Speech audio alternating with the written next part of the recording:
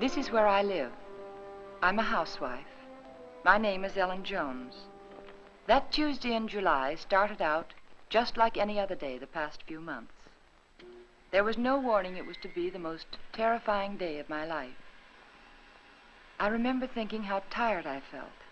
Even the housework seemed drudgery and so meaningless with George confined to his bed. No one to see or care even. And then I got scared, because I knew I was beginning to feel sorry for myself.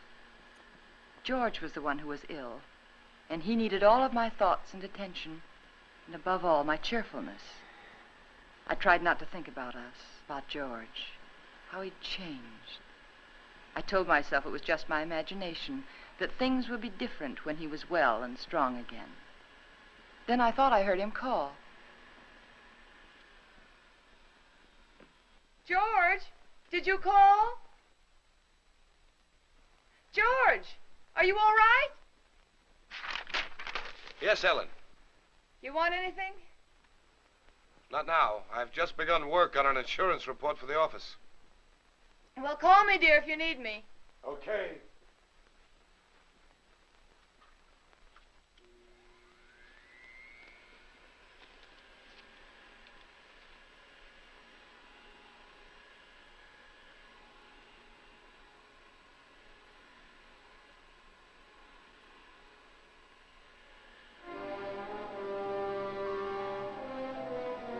Somehow I had an odd feeling. There was something about George's voice. I found myself thinking about the first time we'd met. How different he was in those days. I remember I was sitting in Dr. Graham's office. We were talking.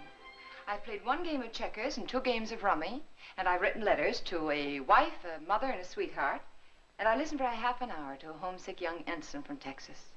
He was awful cute. Now, what else can I do to help boost the morale around here, huh? You could go out to dinner with me. We'd get about halfway through the soup and you'd get a call from the hospital. You're right. Mm-hmm. I guess my courting will have to wait till after the hostilities. There's a compound fracture down the hall who's waiting to see me, but I'll be tied up for a while. Oh? They tell me he's feeling blue. You see, his wife's expecting a baby in a minute. And I think he could stand some cheering up. It's practically done. See you later, Anne. Oh, I'm sorry. They told me I could find Dr. Graham in here. You ought to be along any minute. Why don't you come on in? Sure, thank you. Are you a patient here, sir? In a naval hospital? No. I'm just a friend of the doc's. Flew in last night with the ferry command. The only thing wrong with me is a double-barrel hangover. Too bad. Dr. Graham will be detained, so I'm taking you for an airing. And maybe he doesn't want to go for an airing. He doesn't. There's nothing a woman likes better than shoving a man around.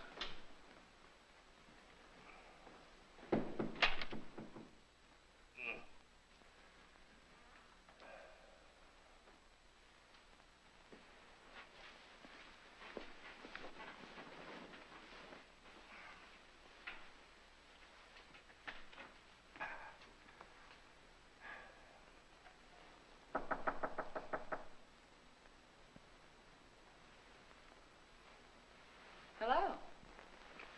Hey. Who are you? I'm Ellen Brown. Doesn't suit you at all. It's much too plain.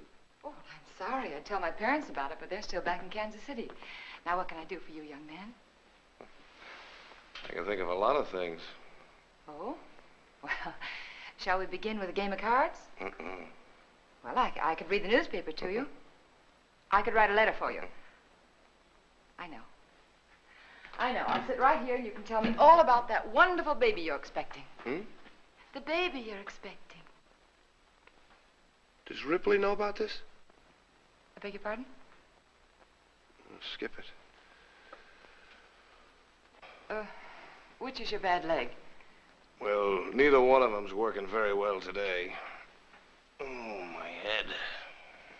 Is your head bothering you? Terribly. Both of them. Would you like me to rub it for you?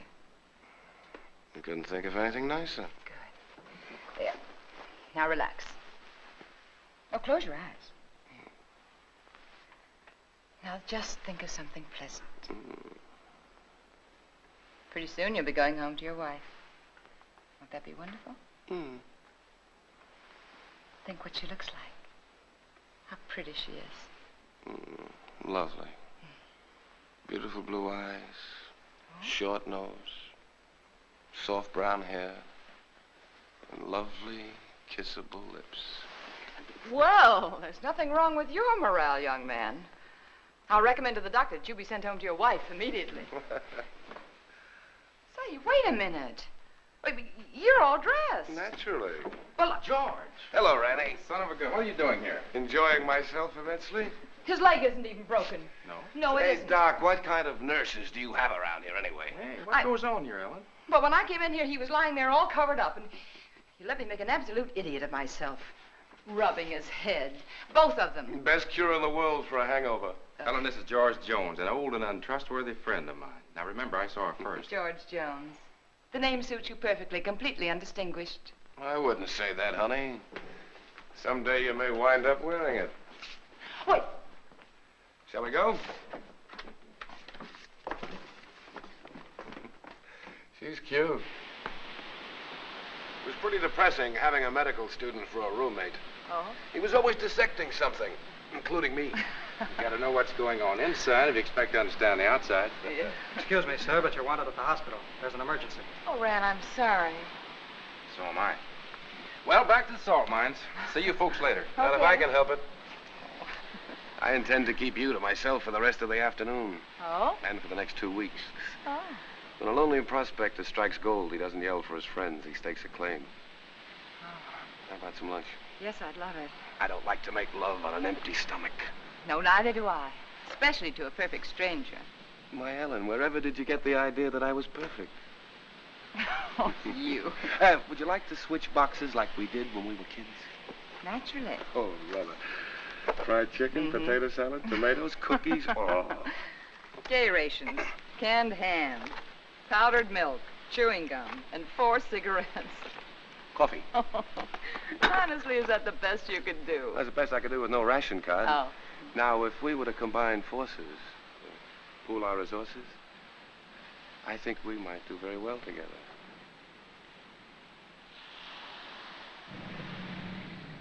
Here we go. Bye, George, and good luck. Thanks, Rand. Goodbye, darling.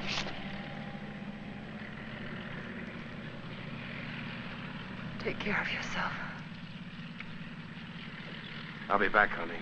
Remember that, I'll be back. Of course. Of course. And I'll never let you go.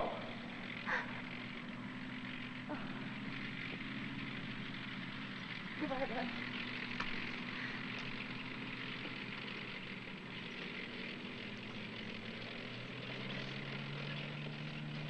Quite a guy. Yeah, quite a guy. I'm going to marry him, Ran.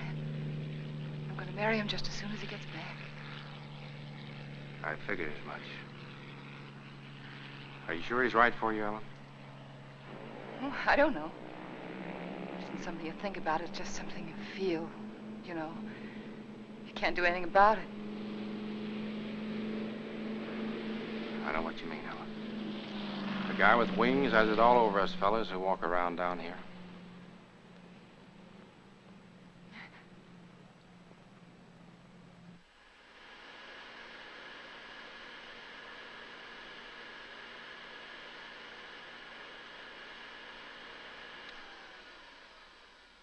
I'm coming up now, dear. Do you want me to bring you anything? No.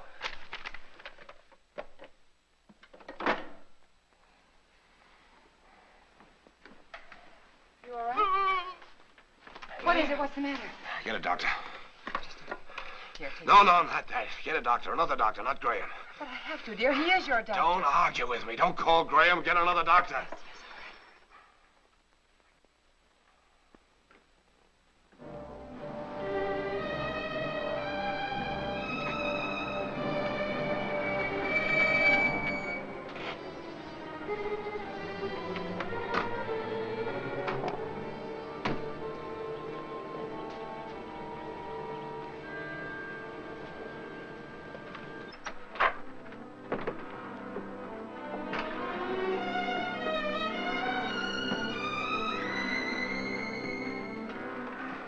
I want the medicine, but I made him take it. Good girl.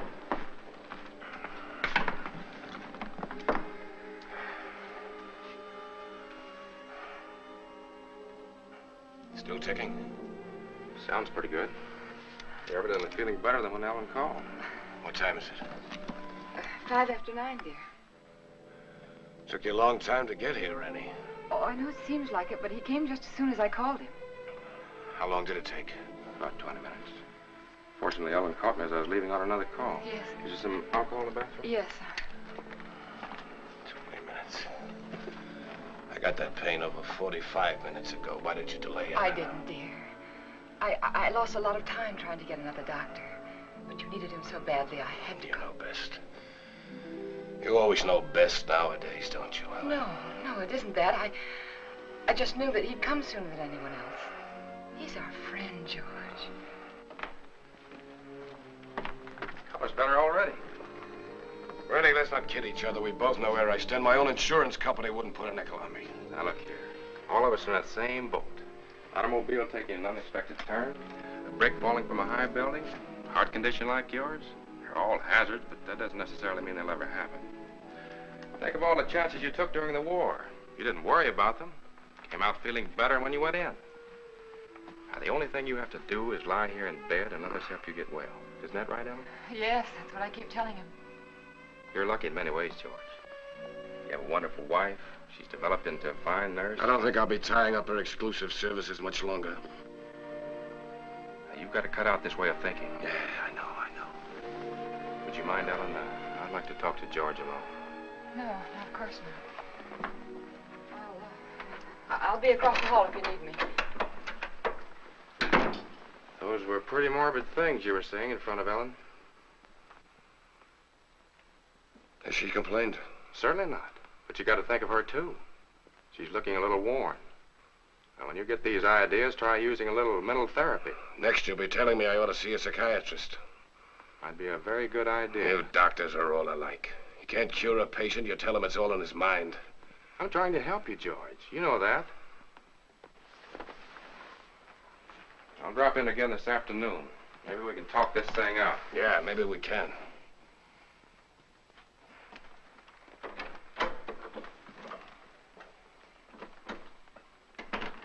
Ellen? Yes?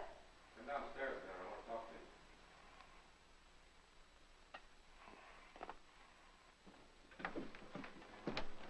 Ellen, did anything particular happen to upset George this morning? No, not that I know of.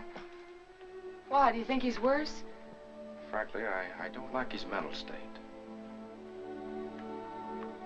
Well, I think maybe it's just the hot weather. Depresses him. He's been a very active man. It's natural for him to be depressed, but Yes. when a man's at a low ebb mentally and physically, he's prone to all sorts of imaginary fears. Yes, I know. I'd feel better if he were in the hospital for a while. No, I don't think so. Well, you want what's best for George, don't you? Well, of course, that's just it. I think it would upset him terribly. You see, he doesn't seem to want anyone else around him except me. Well, this morning, he didn't even want me to call you. Oh, it isn't that he's disloyal, Ran, or has lost confidence, but lately, he seems to have taken these sudden dislikes to people. Look, Ellen, Yes? you and George aren't just patients, you're friends. George is up there brooding, and I don't like it. Could develop into something serious. If you won't send him to the hospital, I want you to have someone here to help you. sure you know what's best, Ram, but honestly, I don't know how George will take it. Well, he doesn't even seem to want his aunt around anymore. Ellen, I don't think it's wise for you to try to handle this alone any longer. You're stressed to the breaking point already. I'll take it up with George this afternoon. All right. I better get back upstairs. No, Ellen. Let him relax for a while. Oh, all right. Give the medicine a chance to work. Yeah. I want you to relax, too.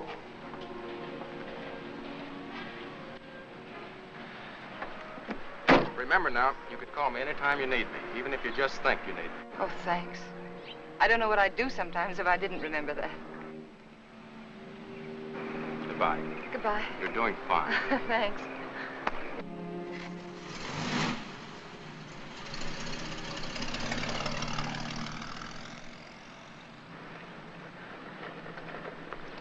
Stand where you are. Don't move. Oh, you frightened me. Did I? Yeah. Say, what are you all dressed up for? And where did you get that beautiful new tricycle?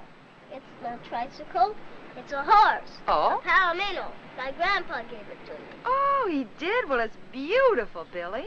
I'm not Billy. I'm Hoppy. Hoppy? Now, who's Hoppy? Don't you know who Hoppy is? No, I'm afraid I Don't don't. you have television? What? Don't you have television? No. Want to see mine? Sure. Look inside. Well, look at that. See? Hoppy's there, too. Just like in a real television. Why, of course, I know him. That's Hopalong Cassidy. Uh-huh. Well, saved many people today, Hoppy?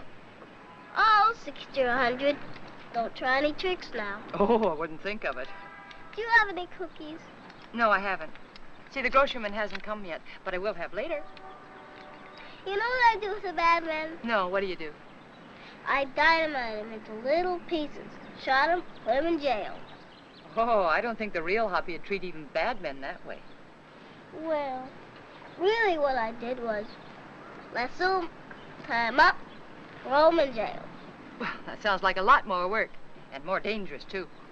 Had to take care of you, didn't I? Yeah, you sure did. Can I come in?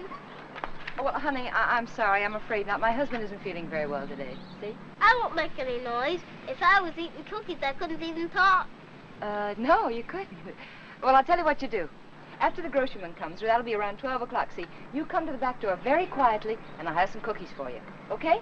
Okay. I'll ride my horse up and down and see that no bad people make any noise. Because I'm your friend, aren't I? That's right, Hoppy. You're my friend. Toot-toot! I'm an engine, I'm an engine. I'm going to beat that car at the crossing. Toot-toot! Toot-toot!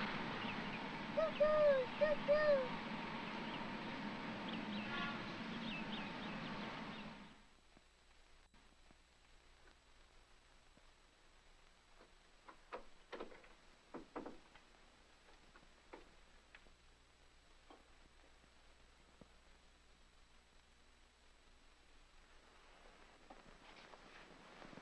Well, George, you weren't out of bed just now, were you? No. Oh, it must be the heat. I could have sworn I saw somebody What took you so right... long? What, dear? What took you so long? Sorry, dear. I was talking to Billy. I should say Hoppy. Let me change your pillow. You know, he's the little boy I told you about who just moved into the neighborhood. The one with the glasses, you know. Oh, he's an awful sweet little kid. What were you talking to Ranny Graham about? That's what I'm interested in. We were talking about you, dear. He thinks you worry too much about yourself. If I didn't, I don't know who would.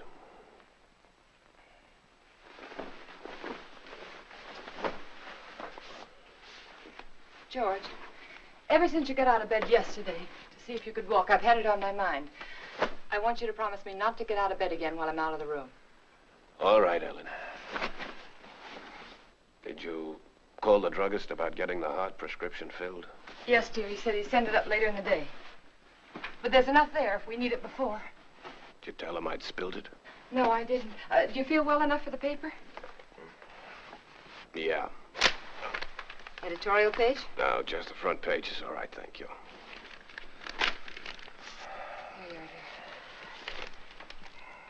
dear. You look tired, Ellen.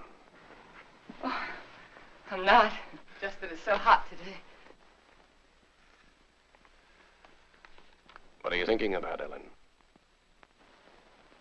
Well, you know, I was just thinking that everything in our lives, every breath, every thought has been for ourselves. I don't think people can do that and be happy. Do you? You're getting a little confused, darling. It was me that Rennie Graham told to change my way of thinking. Oh, no. I mean, it was my fault, too. I just wasn't strong enough to help you. But we could change all that now. Ellen. Could make all the difference in the world, George. Come here, Ellen. Yes? What's the first thing you do? When? When I'm out of this bed again, away from the house? Just be so grateful that you're well. I think I'd try to do something for somebody. I mean you. For your own self. Oh. I'd like children. Yeah? Yes. And then I'd like a garden. A real garden. Like the woman next door has. And I'd find out about flowers and things, and I'd compare notes with every other woman on the block. So you'd have a garden and children, huh? Oh, isn't it good to plan again? Kind of gives you something to hold on to, doesn't it? Oh, my, it takes a long time for things to sink in, doesn't it? But you always said that, George. You always said make a plan for everything and then stick to it. All right. All right, our plan now is for you to get well. And then afterwards... You must think I'm very stupid. Stupid? Don't you think I know you're in love with him? In love with whom? Graham. Well, that's the silliest thing I ever heard of. You're not as subtle as you think you are, Ellen. It's quite obvious. First, I thought it was just an infatuation, but now I realize it's more serious. Serious to the point where my life is more in danger from your heart than mine. George, what are you talking about? I almost feel sorry for you, Ellen. He overrated you, Ellen, just as he underrated me. You haven't the courage or the intelligence he thinks you have. Please don't talk like... Do you suppose I don't know he told you to rake over these old coals this morning? No, dear, he didn't. Convinced me I was a failure by making me impossible promises? I know something about my own sickness. I know what happens to a man when you take away his self-respect. George, I know what happens when you constantly upset George, this is wrong. I know it is. Please don't upset yourself anymore. Please. That's what he told you to do, isn't it? Did No. he also tell you to delay getting help to me like you did this morning? How could you do that, Ellen? How could you take a man of second-rate intelligence George, like dear, that? we'll do anything you say. I'll get another You doctor didn't know right what you away. were letting yourself in for, did you, Ellen? Please don't talk anymore.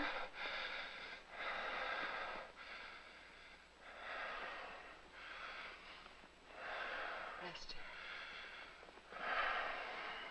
Rest. Oh, George, you just couldn't believe those things you said about Dr. Gray. I don't even want to hear his name.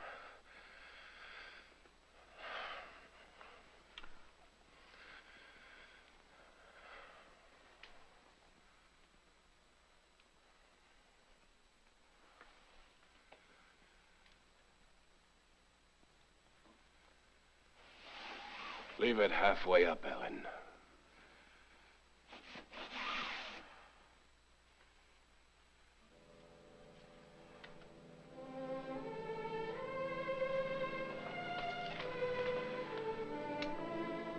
I was so hurt I could hardly keep from crying. But again, I reminded myself that George was terribly ill and he didn't mean it.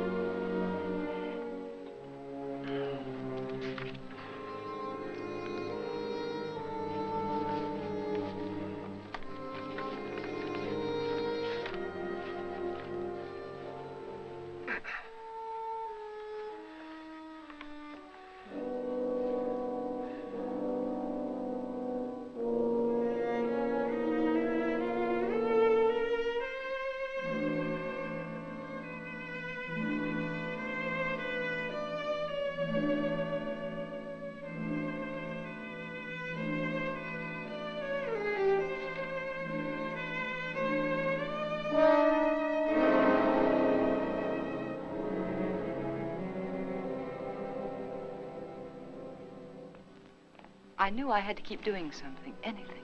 Anything to keep me from hearing George's words. He didn't mean them. He couldn't mean them. It was his illness, the heat. And when I took his lunch up to him, I'd be pleasant and cheerful as if nothing had happened. Hey. Oh, hi, Hoppy. What's the matter?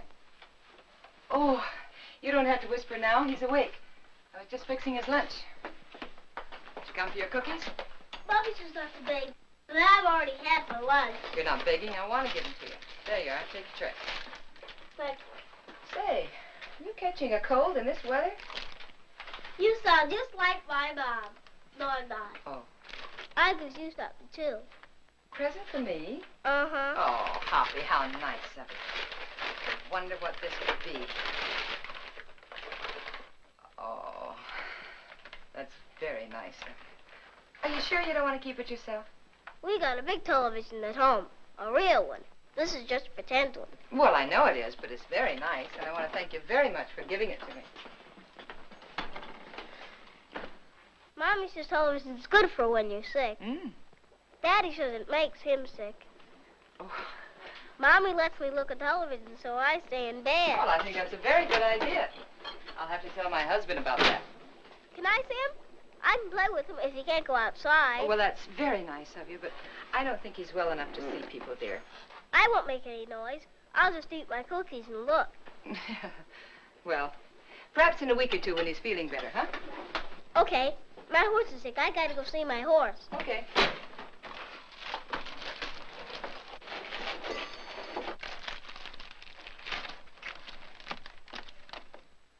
Can I take some cookies for my horse? Oh, by all means, take as many as you like. I'll go see my horse now. All right. Say, honey, are you sure you don't want to take that television set with you? The man can use it, but tell him not to break it, because I gotta use it later. Well, all right, I'll tell him. And thank you again, Hoppy. Bye. Bye. I always felt better after talking with Hoppy. I wondered how he'd look without his glasses.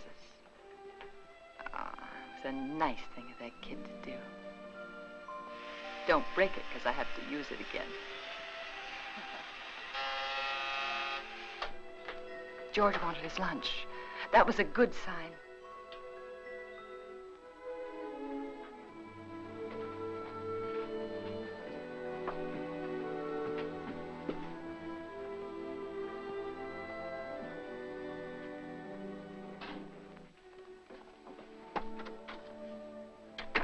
Hungry?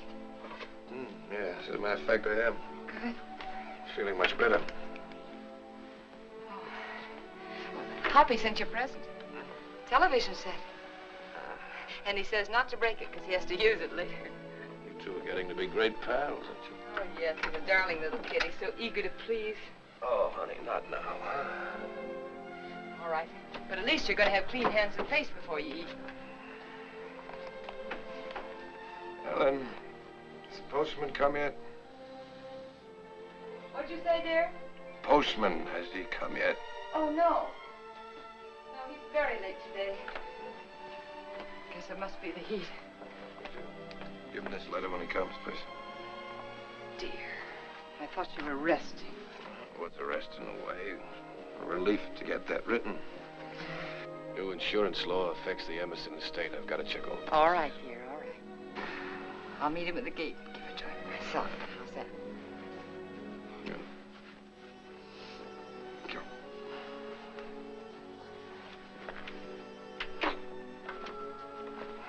There you are. Looks good. Yeah, it is good. Oh, Ellen. Letter. Oh, sorry.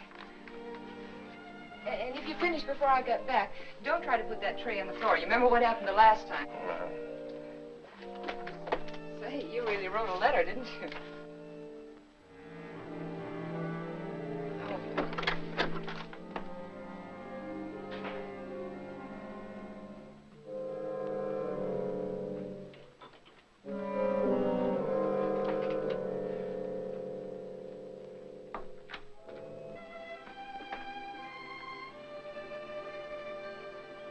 I wanted to stop a minute and chat with neighbors.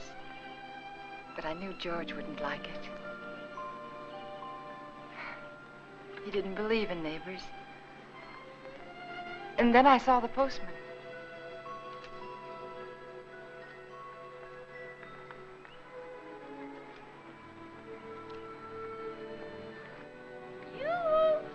When do you think this heat's going to break? Morning, Mr. Carson. Oh, good morning, Mrs. Jones. Certainly is hot, isn't it? Oh, it sure is, especially with this mailbag. Looks heavy, all right. Well, if I'm all in now, I wonder what I'm going to be like this afternoon. Well, I guess I'll live. Yeah. Everything's so high, I've got to keep my nose to the grindstone. Yeah. Got a pension plan. Did I tell you about it? Yes, you did. Well, you got to follow it to a T. Every penny counts. Yes. You know, my wife doesn't understand that. She says I'm an old penny pincher. No. But I told her that Mr. Carson, would you take this letter for me, please? Thanks. I'll swear I bring in more mail than I take out. Well, I'm sorry. I'd run up to the mailbox with it myself, but I don't like to leave the house so long with my husband being ill and all, you know. No one ever figures how it slows me up lugging everybody's mail around this awful heat. Sorry. My feet are throbbing. Your feet ever... Yeah, I know just what you mean. You know, I ought to be way out in Pine Avenue and Merritt Street, but noon, with the way Oh. I'm going, I won't be out there till 1 o'clock. Sorry. Well, with everybody giving me mail to take back. Is that mail for me? Huh? That mail, is it mine? Oh, yeah. Excuse me. Thank you. It's all right. It's that retirement plan that keeps me going. Yeah, I'll bet it is. Well, thanks again, Mr. Well, Carson. you're welcome. Well, glad to see your husband's well enough to be up, Mrs. Jones. Goodbye. I wish I could lie down for a while.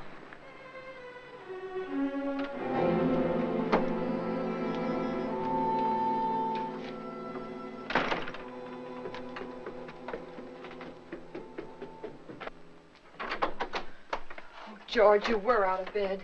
And you promised me you I wouldn't. can't get out of bed in my condition. But, dear, the postman said he saw you at the window. Did he, really? Well, no, he didn't actually say he saw you. But... Postman's got a touch of sunstroke. Yeah, me too, I guess. Oh, that hot wind certainly doesn't help much. You finished? It's very nice, thank you. I'm glad you got that letter off. Come over here, Ellen. Sit down.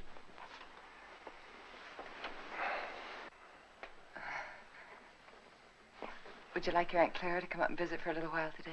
It's pretty hot for the old gal. Oh, she'd love it if you asked for her. You're the apple of her eye, you know. I always was. You know, Aunt Clara gave me a toy when I was a kid. A toy I was crazy about. My mother used to tell her she gave me too much, but I can still remember that toy. Oh. It was a bottle with a small, absolutely perfect sailing ship built inside of it. You know, I was so crazy about that toy, I wouldn't let anybody touch it. Oh? Not even my mother. One day I was making a garden, making a garden in the backyard. A neighbor boy came running out of my house with my ship in his hand. Somehow I got it away from him without breaking it. I don't know what I said to him, but he looked awfully scared and white. And suddenly I was frightened too, thinking he might have broken it, the ship, I mean. I picked up the little rake I'd been playing with and began hitting him with it. And where his face had been so white, it was all blood. I think I might have killed him if Mother hadn't come out. She took him into the house, into the bathroom, washed his face. They were both so excited that I felt safe. I had my little ship again. When the neighbor boy stopped crying, Mother turned to me and she said, "Give it to him." She sounded so strange and quiet, I knew I had to. He held out his hand. I could see he hadn't learned anything, so I handed him the ship. But just as he was about to take it, I let it drop on the tile floor and I stepped on it. You'd never have known what it was, but somehow or other it was mine. Mine more than it had ever been before. I remembered every little perfect thing about that ship. But to them, it was just a mess of broken glass and matchsticks on the bathroom floor. Ellen, you know who that neighbor boy looked like? You know, very much like Graham. Your Dr. Graham was going to find himself in exactly the same position as that little boy. But we're not going to have him here again. But that doesn't change the fact that you're wrong about him. He's been wonderful to you, so thoughtful and given you so much time. Maybe that's because he's a bachelor, huh? No home life. He's been a good friend to us. Ellen, time's limited, so you must listen carefully. Randy Graham may have you, all right. But he'll be disappointed with what he gets. George, please. George, I can't let you talk this way anymore. I'll fill this up.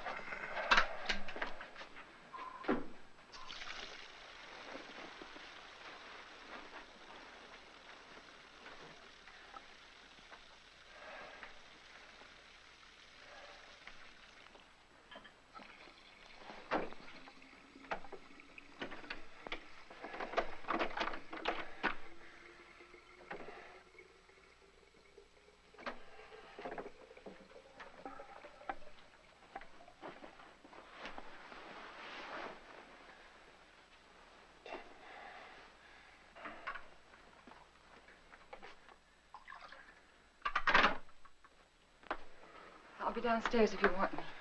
You'd better wait, Ellen. I've written the district attorney asking him to make a complete investigation if anything happens to me today before he can get help to me. Why do you torture yourself like this? Why do you imagine things that don't exist? That letter exists. It proves you're trying to kill me. But I'm not.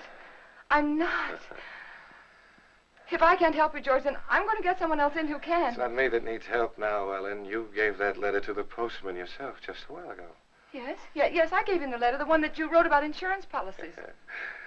I knew you wouldn't recognize a district attorney's name if you saw it. Nobody ever does. Isn't that strange?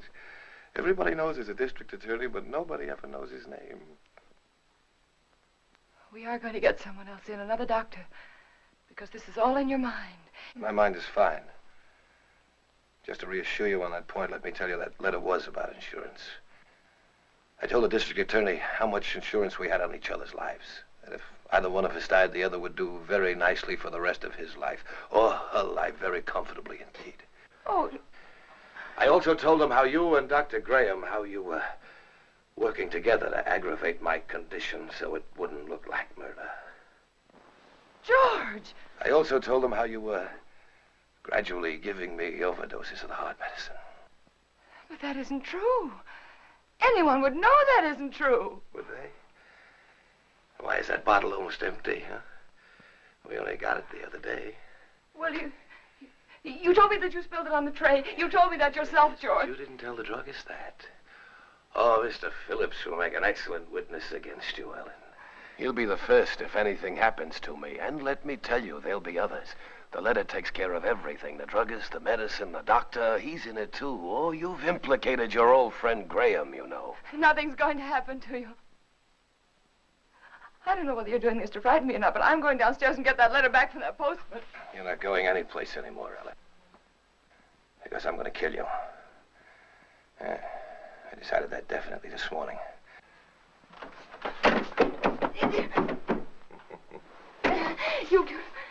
You couldn't mean this, George. You couldn't. George, you know I wouldn't hurt anybody. Anybody, much less you.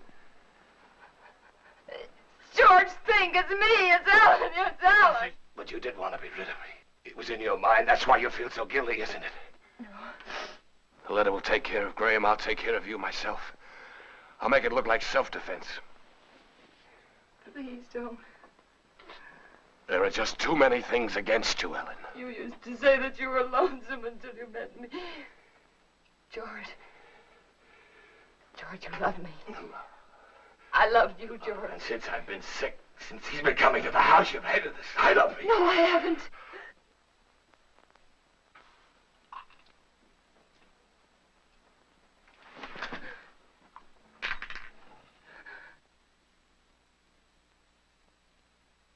Oh. No.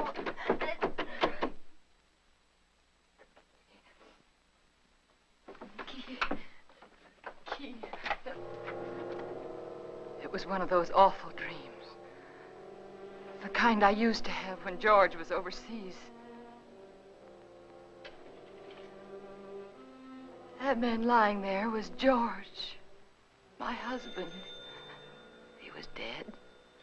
He died trying to kill me.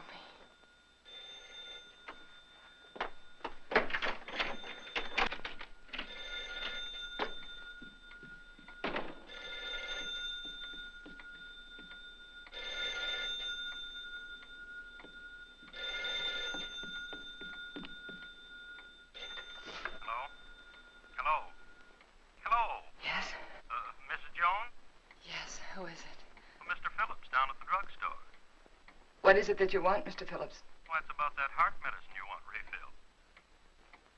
Yes? Can't refill it without another prescription. I see. We'll just let it go. Let it go? That is, until I talk with Dr. Graham. Oh. By the way, Mrs. Jones, according to my records, you got that prescription filled just the other day. But my husband knocked that bottle over on the tray and spilled it. Oh? You didn't tell me that when you called before. But that's what happened. I promise you that's what happened, Mr. Phillips. All right, Mrs. Jones. You don't have to promise anything. I didn't tell you before because I didn't think it was necessary. Well, it wasn't. Look here, Mrs. Jones, I didn't... George said that Mr. Phillips would be a witness against me. I just thought it was such a witness. You got that prescription filled. I'd warn you, that's all. Yeah. I'll see that you get another prescription. Yes, you just get in touch with Dr. Graham. Oh, why didn't I tell him about George?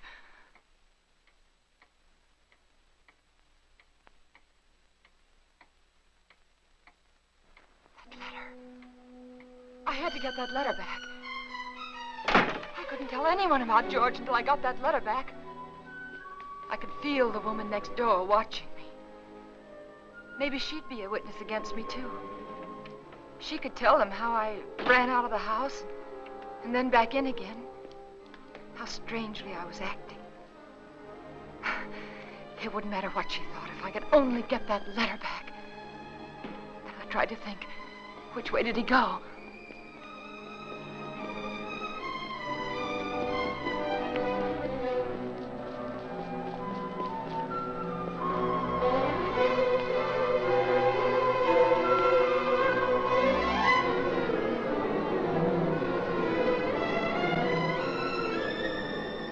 What's that for, Tex? Who knows? The heap needs everything we can put in it. Yeah, but what'll it do? Who cares? Pardon me. Can you tell me, did the postman go by here yet? The postman? Yeah. Yeah, old Oddball plowed his way through here a little while ago. Oh, which way did he go, do you know? That way. Oh, thanks. Yeah, up that way towards Merritt Street, you know. Yeah, I know.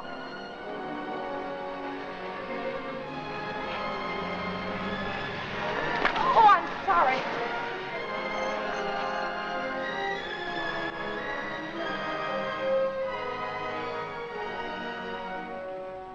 That's right. You know, every time I go home at night, I always tell my wife, Laura, if it wasn't for that pension plan of you, I just never get up. I just drop in my tracks one of these days, and that'd settle it. I just never get up anymore, and that's all. You know how it is. Hello, Mr. Karsten. See you later, Joe. See you later, Mr. Jones. Well, Mrs. Jones, what are you doing out this way? I was visiting a friend. Oh, that's nice. I wish I had more time for visiting. But by the time I get home at night, I can just hardly make it up the stairs. I tell Mr. my Carson, wife remember that letter I gave you this morning? Yeah, I suppose so. I'll pick up plenty of letters. Why, what about it? Well, I know it seems silly, but I mailed it by mistake. It wasn't even finished. No. Yeah. Now, what did you do that for? Well, I don't know. I guess I was just so busy. Finish it up and mail the rest of it tomorrow. They'll get it in 2 installments. Now, you wouldn't want me to do that. May I have the letter, please? First, I pick them up and carry them around for miles, and then they want them back again. Well, I'm sorry, but you can understand why I wouldn't want it to go out unfinished. Yeah, I guess so, but all these delays count. Keep me on my feet longer than I ought to be. Well, it won't be much trouble, will it? Here it is. Thank you. Now, look, you shouldn't have given me this letter in the first place. Why? Giving me this letter is just like putting it in the mailbox. Now, you wouldn't expect to get this back from the mailbox, would you? No, but surely you can make this concession. After all, Isn't this fellow the district attorney? Yes. Yes, my husband read about some graft in the newspaper, and he wrote to the district attorney about it. Oh, your husband wrote the letter? Yes. Thought you said you wrote it. Well, what's the difference? He's my husband. Oh, it makes all the difference in the world, Mrs. Jones. But why? It's one of our strictest rules. We can't return a letter to anyone except the person who wrote it. But, Mr. Karsten, my husband's sick. You know that. Yes. And he sent me to get the letter back. Yes, I know that. Oh, don't be so obstinate. You know it's all right. He's sick. Give it to me. Obstinate. Now, how do you like that? After standing here patiently in all this heat trying to reason with you, you're the one that's being obstinate.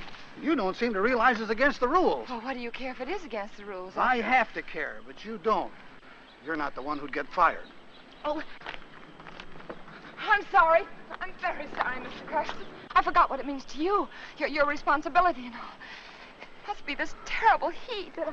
Please, I know how anxious my husband is to get that letter back. It was my fault. You see, I mailed it by mistake.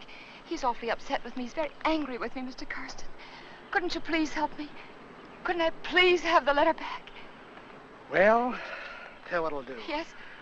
I'm all through the route until this afternoon's delivery, and since it's so important, like you say... Oh, it is. Well, if you'll give me a lift back to town in your car so as I won't lose any more time... I will. I'll go over to your house with you right now and give the letter to Mr. Jones personally.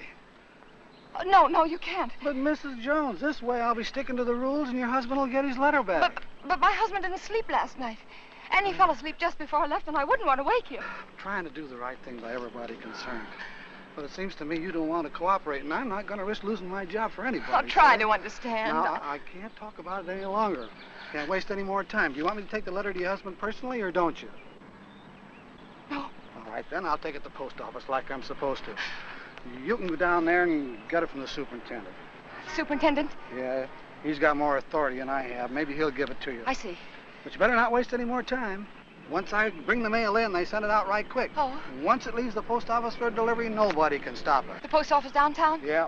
Yeah, thanks. Oh, Mr. Karsten, how do I get there? The shortest way on. Right on down the boulevard, shortest. You can't miss it. Thanks. How much time do I have, do you think? Oh, about 2:30, maybe a little before. Thank you.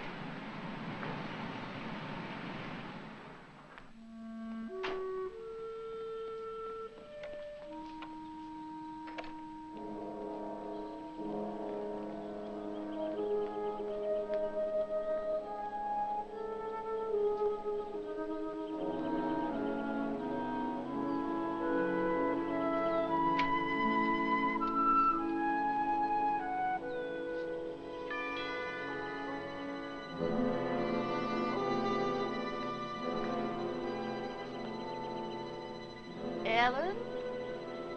Ellen?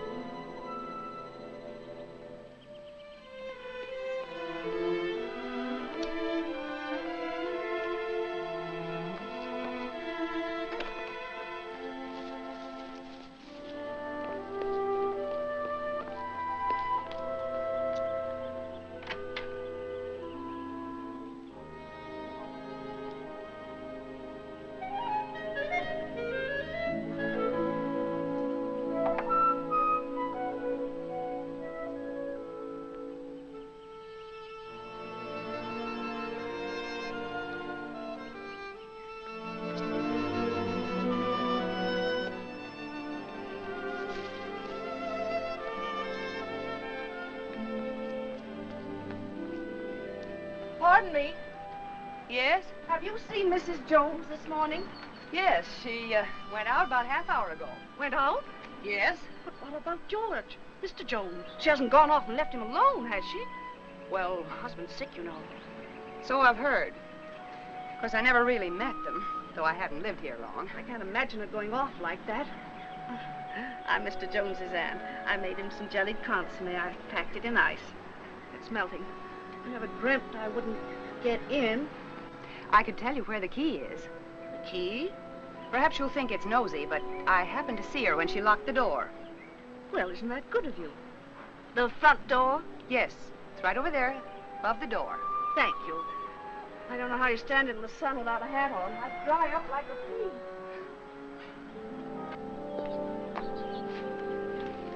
The top of the green shutter, the far side of the door. I found it. If there's anything I can do for you, just call me. You're very kind. Thank you.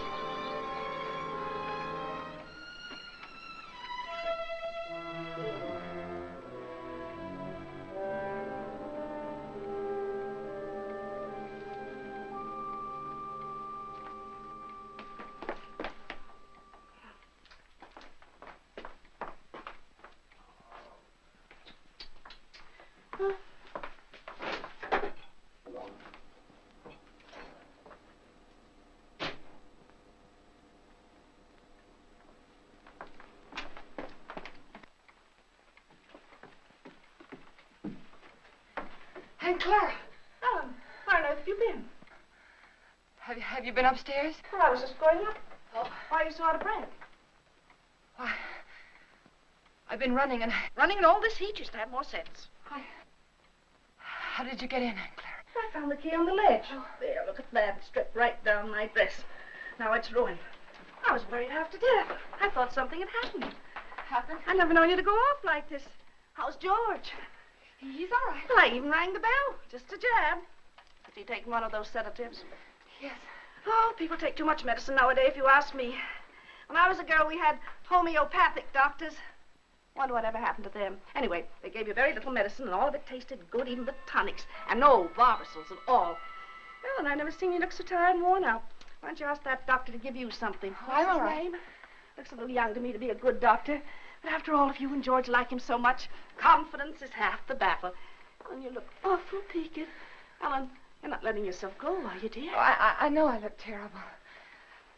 When George fell asleep, I had some errands to do, and I'll get you some. I just thought I'd go and take care of them without bothering to change. You know how it is. You sure you're all right? Yes. Why don't you go upstairs and lie down for a bit, dear? Take a little snooze. It'll do you good. I'm not tired. Really, I'm not. Well, after all. Oh, Clara, I have so much to do today. Oh, sit down, Ellen. Lean back. Relax. You'll be on your back before you know it if you don't watch out. After all I want to do is to help. From now on, I'm going to have more time, too. Ellen, I forgot to tell you. I resigned. Resigned? From the Helpers Guild after 15 years. I'm not helping anymore. I'll leave the kitchen door open, and then we can talk while I'm cleaning up out there, all right? Oh, you might as well. You're so fidgety. Oh, Ellen, while you're on your feet, will you bring me a damn cloth? For 15 years, I was in that guild. And for the past 5, I was treasurer. And for the last 3, they were promising me the presidency. So what happens? Last Tuesday, they let Cora Comstock, you know, Zachary's brother's wife. Well, I was furious. Zachary said I was hasty. But after 15 years, you know, I've never known a small woman yet who wasn't always boasting about her little hands and tiny feet and trying to run everything. It's the best I can do. You think I was right? 15 years, after all. Zachary was upset. He says I need lots of outside activity, lots. And I agree. That Cora, she hasn't got any precious bone in her body. I thought if she didn't stop, I'd scream. He's playing a late game because of me. I always tell him he plays too much at his age. But that's just one of the worries of being married to an older man. Oh, Ellen, why don't you have some of that jellied consomme? At least it was jellied when I left home. Tried. It's tasty, and it's full of vitamins. I'd like someone to enjoy. After all, it ruined my dress. Oh, I think I'll run up and pop in on George. If he's asleep, you can tell him later that I peeked him. Hey, Clara! Clara! What is it, Ellen? There's something I must tell you. Oh, what is it, dear? What's the matter? Are you having trouble? Yes. I didn't want to tell you, but now I think that I must. Don't. Take my advice and don't. You'll only be sorry later that you did. I thought it was funny your being out like that and not going up to see George when you came in. But you don't understand. Yes, I understand. I'll just say goodbye to him. No, please don't.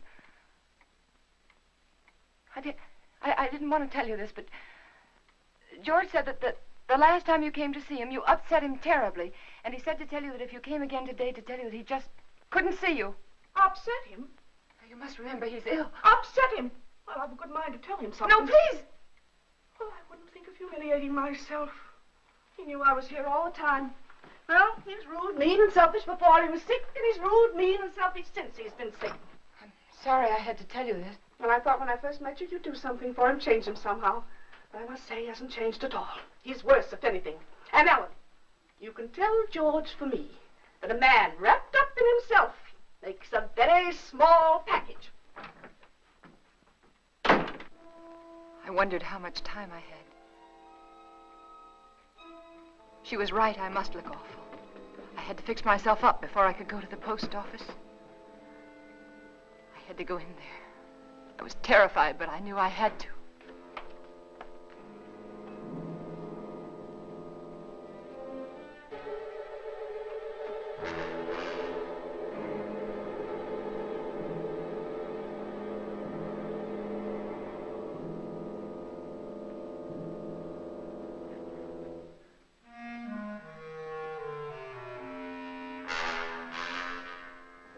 George. He was dead.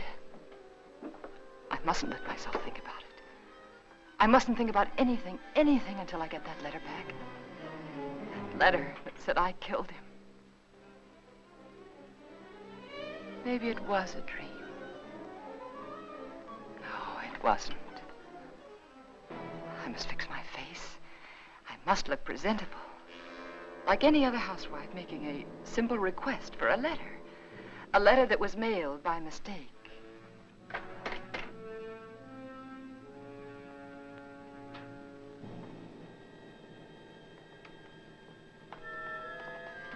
The gun. It was still in George's hand. Somehow I knew I shouldn't leave it there.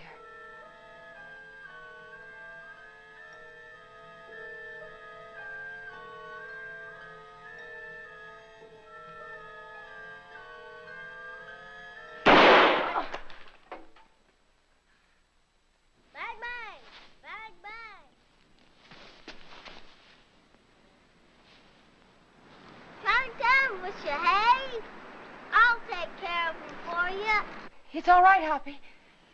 It was the radio. I just turned it off. Need any help? No, everything's all right. I see it. Bang, bang! Bang, bang! Hi, gotcha. I prayed that no one else had heard that shot.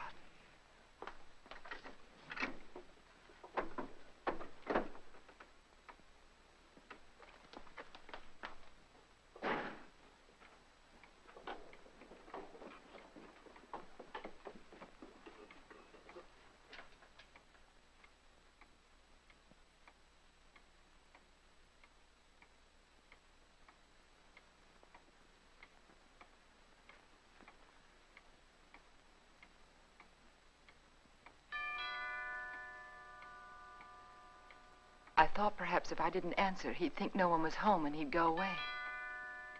But he didn't. He just rang the bell again and then stood there.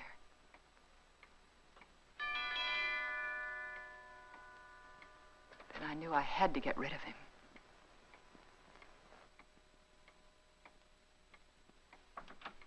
Yes? Good afternoon. I'm Mr. Russell.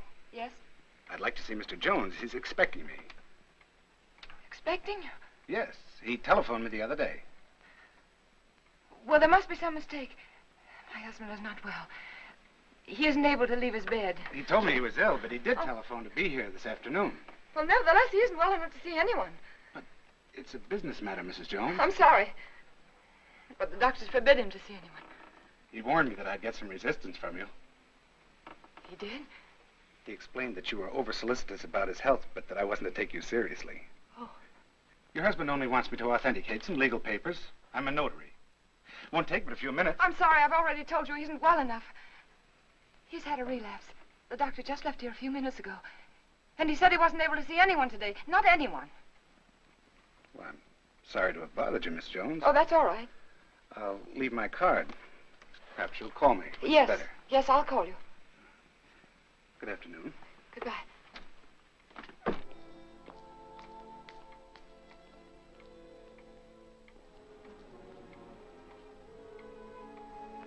Could he be another witness? Couldn't think what I'd said to him. Oh, I'd have to be more careful.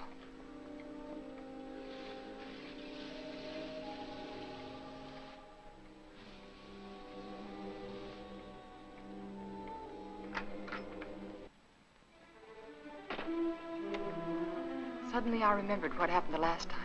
I had to be sure no one could get into the house.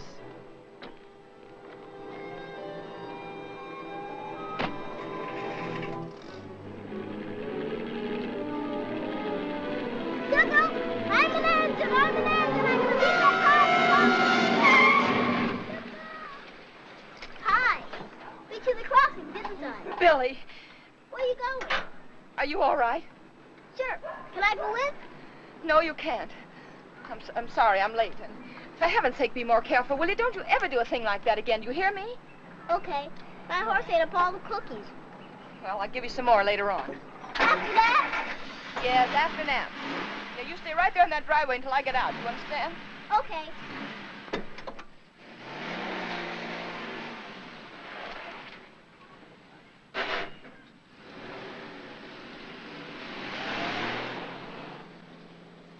I remember about the drive downtown was, I kept thinking, this time I must control myself. I must keep calm.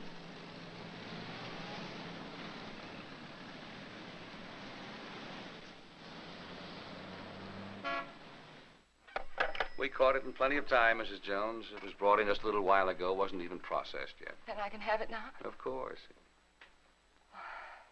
Heavens. I'm glad we caught it in time for you. My husband will be so pleased to have it back. I'll give you one of our regular forms here. A form? Yes, one of these. Oh. You mean I can't take the letter with me now? Just take the form home to Mr. Jones, have him fill it out, and when you bring it back, I'll have the letter right here, and I'll give it to you. But why is that necessary? Just regulations. Oh. Among other things, it'll give me a chance to compare Mr. Jones's handwriting with the writing on the envelope. Well, I can assure you it's my husband's handwriting. Yes, I'm sure, yes. Yes. But I must have one of those forms for my records. Oh. But my husband's been very ill. And everything bothers him so.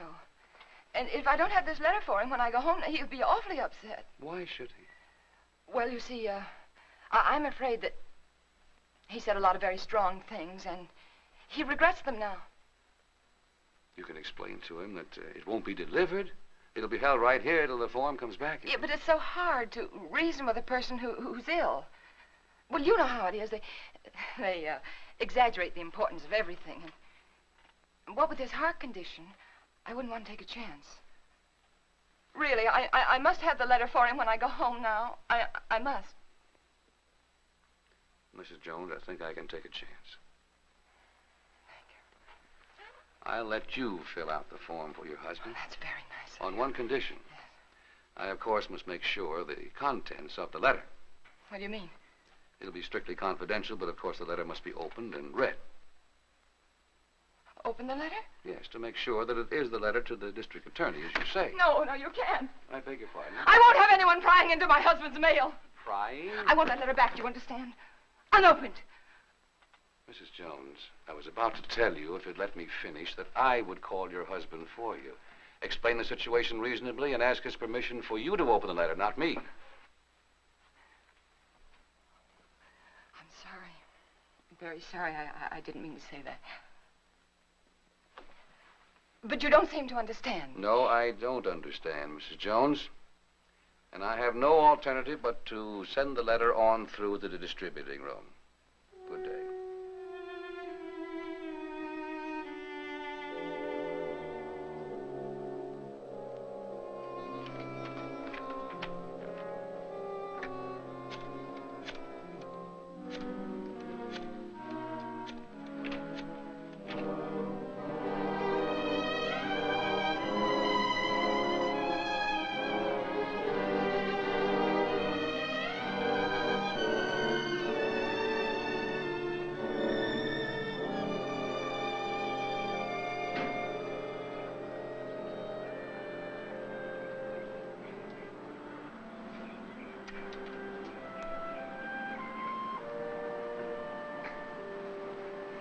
Mrs. Jones. Mrs. Jones. I don't want to intrude, but I couldn't help noticing you all day long. I've had the feeling that something was wrong, and I'd so like to be able to help you. Oh, I know we haven't been too neighborly, but trouble's something else again. Can I help you? Is there something I can do for you? Of course, I know you're anxious to get up to your husband, so you run up and see if he's comfortable and settled, and then you come over. Or call me. I'll be waiting for you. She was kind. She might have been my friend. She might have helped me.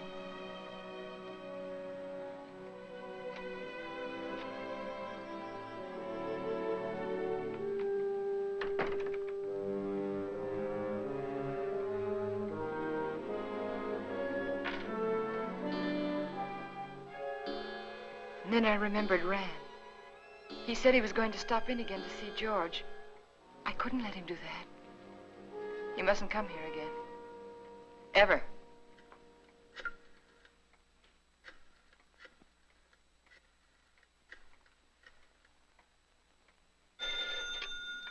Dr. Graham's office. Hello, this is Mrs. Jones. Is Dr. Graham there? Oh, he isn't here, Mrs. Jones. Can you locate him, please? It's urgent. If it's an emergency, I could trace him through his house calls. Please do. It's very important that Dr. Graham doesn't come here today.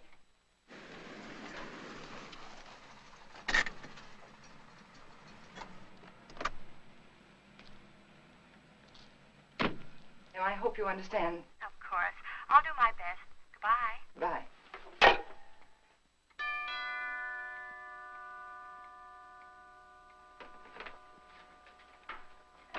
Doctor, I just called your office and I just told your nurse that I... Well, George felt he wanted to consult another doctor.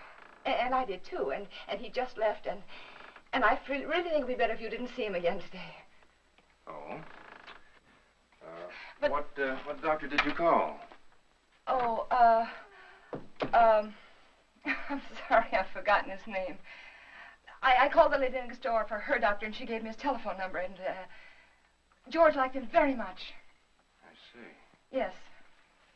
Is he a heart specialist? Yes. That is, I think so. Mm-hmm. What was his diagnosis? I don't know. But really, George is feeling much better. I'll call you tomorrow, Doctor. Now, wait a minute. What's happened, really? Well, you see, after... No, please don't, please. Don't go up there. It's better for everyone if you just don't go up there.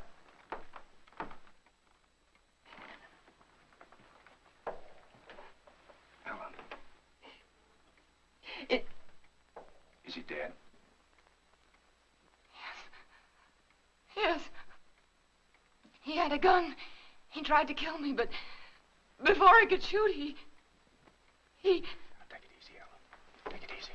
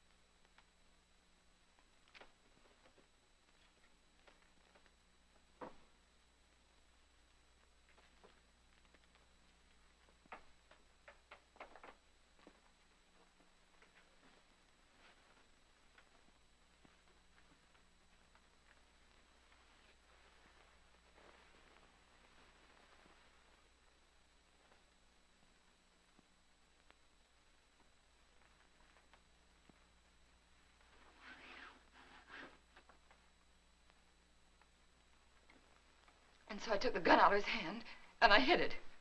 I had to. It looked as though he died protecting himself from me. All right, Ellen, but why didn't you want me here? I don't know how to tell you. That letter said that we planned his death together. That you told me to aggravate his condition, to give him overdoses of his heart medicine. And if they come here and find you here, they'll think it's true, just like George said. Ellen, his mind was going. I tried to tell you this morning. He wasn't responsible. They won't believe me. How could they? I did everything wrong. Everything, just like he said I would. The druggist, and then the postman, and then the superintendent, and I even lied to his aunt. They'll all think I was guilty, all of them. You're not guilty, Ellen. Remember that. Oh, I know. The police will be here any minute now. You better go. You better go right now. Ellen, where are you going? I don't know. There's no sense in running away now. Go to the door. Ellen. Go to the door.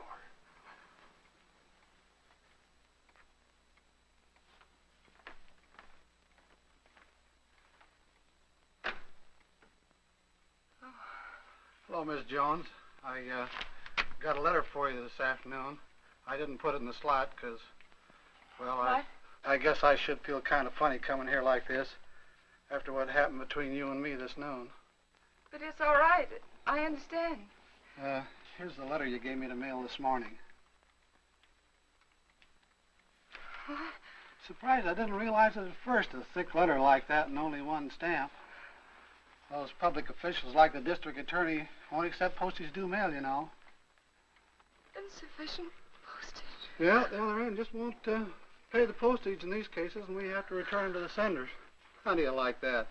Not enough postage, and we have to deliver them twice. Yes. Crazy business. You know, some folks might think I'm stingy. I know these extra stamps cost only just a few cents, but yes, I understand. If I multiply you by everybody else. Yes, I understand. And thanks again for the letter, Mr. Carson. Oh, that's all right. Goodbye. And thanks again, Mr. Carson, for bringing the... Welcome.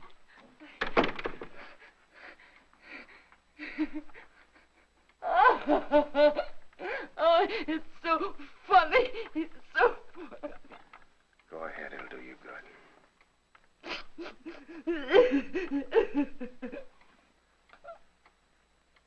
You know, I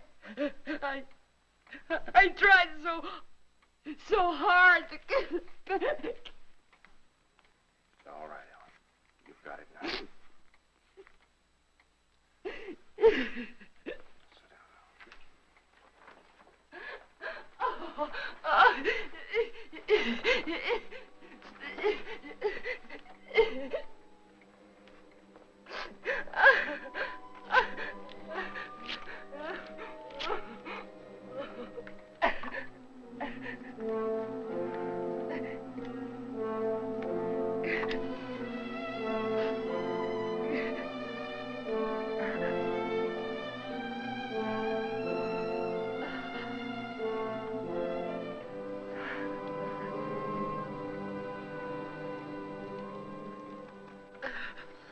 And then I knew what people meant when they said their heart was broken. All that was left of George and me and our marriage was that little pile of ashes. I knew that somewhere, somehow, I'd have to begin to live again. But right then, all I could do was pray to lose that one day. That one terrifying day.